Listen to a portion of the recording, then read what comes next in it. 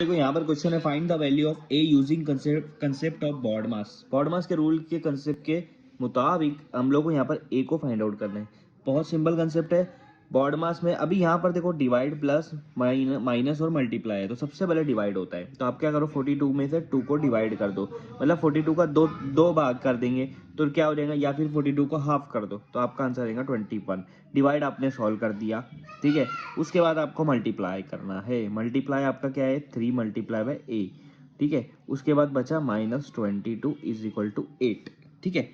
अब क्या करो, 21 में से 22 माइनस कर दो, क्या होगा, छोटे में से बड़ा माइनस कर रहे हैं तो आपको अगर ऐसा नहीं आता तो बड़े में से छोटे माइनस कर दो। 22 में से किस गया, एक बचा।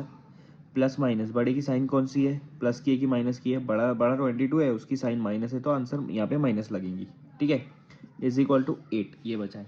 -1 इधर जाएगा तो क्या हो जाएगा, +1 हो जाएगा, ठीक है। तो 8 + 1 कितना होता है, 9 होता है। तो 3a इज इक्वल टू 9 हो गया। अब दोनों तरफ 3 से क्या कर दो, डिवाइड कर दो। यहाँ पर 3 डिवाइड हो गया, a बचेगा। यहाँ पे 3 1 यहाँ 3 3 तो a की वैल्यू कितनी आ गई, 3 आ गई। जहाँ पर 3 ऑप्शन है उसको करेक्ट कर दो।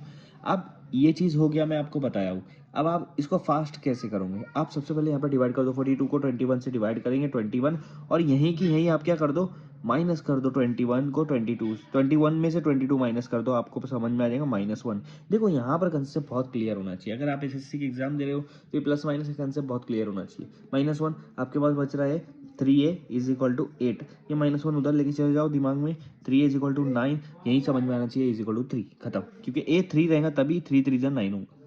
तो आपको इतना कंसेप्ट बहुत फटाफट करना पड़ेगा।